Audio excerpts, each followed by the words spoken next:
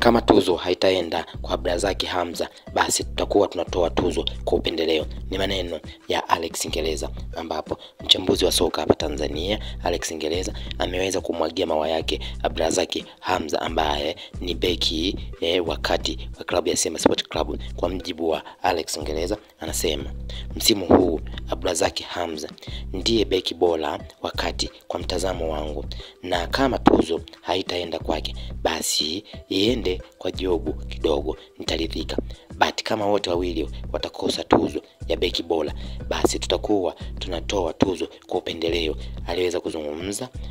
Alex Ngeleza wakati akitoa maoni yake hayo baada ya Abdrazaki Hamza kuweza kuonyesha kiwango kikubwa zaidi na cha hali ya juu kwenye mchezo baina ya Simba na Al Masry kwenye kombe la shirikisho hatua ya robo finali, ambapo Abdrazaki Hamza aliweza kufanya kazi nzuri zaidi na kuweza kufanikisha klabu hiyo kuweza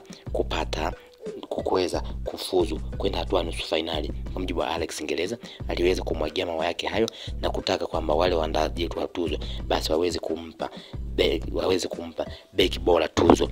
Abdrazaki Hamza ili aweze kuridhika, na kama hawatampa basi yeye anatamani basi wampe hata Jobu, hivyo anaweza kuridhika hata kidogo. Na kama wote wawili watakosa hiyo tuzo, basi hizo tuzo zitakuwa zinatolewa kwa upendeleo. Aliweza kufunguka Alex Ngeleza baada ya kuweza kutathmini na kuona ni mabeki wapi ambao wanafanya vizuri kwa hapa Tanzania, huku akimpa mawa yake Abdrazaki Hamza kwa kazi nzuri ambayo aliweza kuifanya kuweza kuwazuia Waarabu wasiweze kupata hata goli moja